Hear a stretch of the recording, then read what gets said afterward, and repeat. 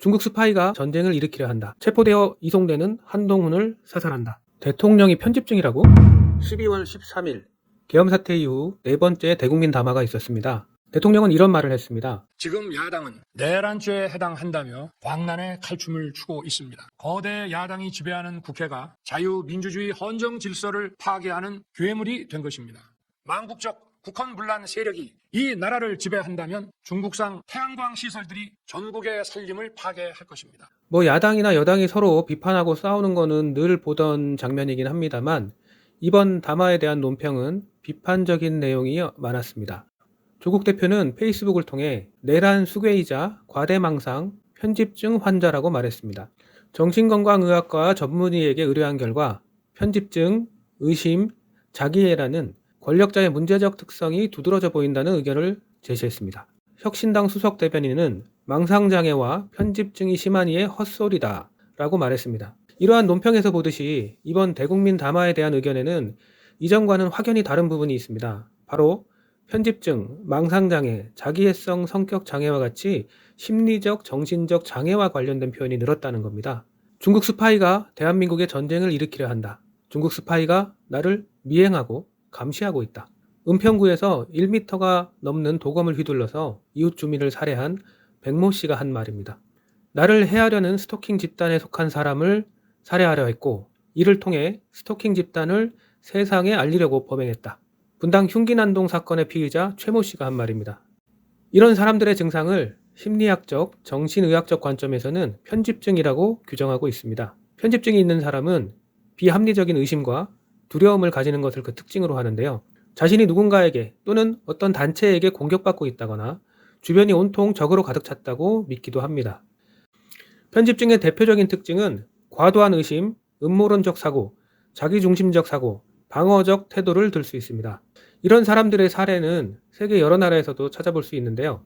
먼저 과도한 의심, 구소련의 독재자인 스탈린은 모든 곳에 배신자가 있다. 우리는 끊임없이 적들을 찾아내야 한다. 이와 같은 말을 남겼는데요. 배신자가 있을 수는 있겠죠. 하지만 모든 곳에 배신자가 있다는 표현은 과도한 의심으로 볼 수 있겠죠. 이번 윤석열 대통령도 선관위 서버가 해킹을 당해 결과를 조작했다. 대통령의 탄핵을 통해 야당 대표의 유죄 선고를 회피하려 한다. 이런 말을 했습니다. 선관위 서버는 국정원 조사 결과 해킹 흔적을 찾을 수 없다는 발표가 있었고 자신이 대통령으로 있는 정부기관의 발표를 믿지 못한다는 거죠. 야당 대표의 유죄 선고에 관한 언급은 반대의 의견을 가진 세력에 대한 과도한 의심과 적대감을 드러낸 것으로 볼 수 있고요. 국가에 대한 위협을 과하게 의심한 사례로 해석될 수 있습니다. 다음은 음모론적 사고. 유대인 학살의 주범인 히틀러는 독일이 겪고 있는 경제적 어려움은 유대인의 음모라고 몰아갔습니다. 윤석열 대통령도 반국가 세력이 대한민국 체제를 전복하려 하고 있다. 이태원 참사는 특정 세력에 의해 유도되고 조작된 사건일 가능성도 배제할 수 없다. 지금 현재 광장에서 집회를 하고 있는 우리의 이웃, 친구, 아들, 딸들까지도 전부 반국가 세력으로 몰고 있는 것이죠. 다음은 자기중심적 사고.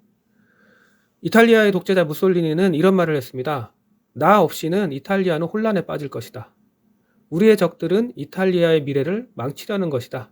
자기만이 이탈리아를 구원할 수 있다는 자기중심적 사고가 가장 강하게 드러난 말이라고 할 수 있겠습니다.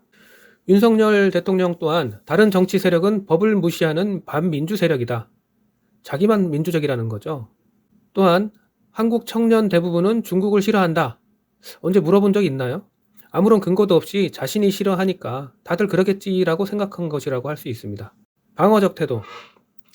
이명박 전 대통령은 자기에 대한 의심을 이것은 정치적 보복이다.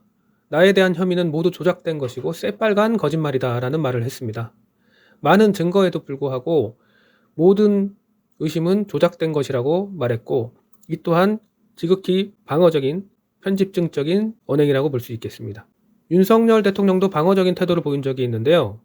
대선을 위한 토론회 당시 상대편의 홍준표 후보가 작게 5015에 대해서 아십니까? 라는 질문을 했고요. 윤석열 대통령은 네, 압니다 라고 말했습니다. 그래서 그게 뭡니까? 라고 다시 물어보니까 대답을 하지 못하고 우물쭈물하다가 얼버무리면서 대답을 한 것이 TV를 통해서 생중계됐었습니다. 중요한 것은 작게 5015의 내용이 아닙니다. 어떤 질문에 대해서 모르고 있는데 안다고 대답했다는 것이죠. 그게 더 큰 문제입니다. 알고 있느냐는 질문에 안다고 대답을 했고 그게 뭐냐라고 물으니까 모른답니다. 이게 뭔 말이죠? 이렇게 모르는 것을 안다고 말하는 것은 자신의 무지를 들킬까 봐 두렵기 때문입니다. 모른다고 했을 때 상대방이 자신을 무시할지 모른다는 두려움이 너무 커서 무의식적으로 안다고 말한 것으로 볼 수 있습니다. 정부의 노력 관련해서는 정부는 노력했는데 전달이 제대로 안 됐다. 이런 투로 말을 했는데요. 즉 정부는 잘했으니까 국민들이 인식하지 못한 것이니까 전달이 잘 안 된 거니까 좀 기다려봐라. 이런 책임 전가의 태도라고 볼 수 있겠습니다. 지금까지 편집증의 대표적인 특징과 편집증적인 언행을 보였던 대표적인 사례를 살펴봤는데요.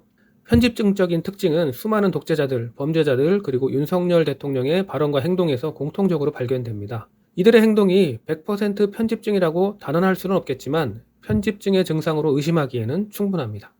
보다 중요한 것은 편집증의 위험성입니다. 이들은 자신을 방어하고 상대를 공격하기 위해 자신이 가진 모든 수단을 동원합니다.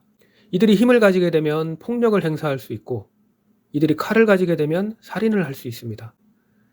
뉴스공장을 진행하고 있는 언론인 김어준 씨는 국회 과방위에 출석하여 자신이 받은 제보를 공개했습니다. 체포되어 이송되는 한동훈을 사살한다. 미군 몇 명을 사살하여 미국의 북한 폭격을 유도한다. 북한군의 소행으로 위장한다. 만약 이들이 권력을 가지게 되면 전쟁까지도 일으킬 수 있다는 것을 잊지 말아야 할 것입니다. 지금까지 내용이 좋았다면 구독과 좋아요 부탁드리고요. 카툰 심리학은 여러분과 함께 만들어가고자 합니다. 본 영상에 대한 의견이나 궁금한 게 있으신 분들, 특히나 나루와의 관계 때문에 힘들었던 경험담이 있으신 분들은 댓글 남겨주시기 바랍니다. 열심히 검토하고 꼼꼼히 검토해서 영상 제작에 적극 반영하도록 하겠습니다. 어려운 심리학을 알기 쉽게 풀어드립니다. 카툰 심리학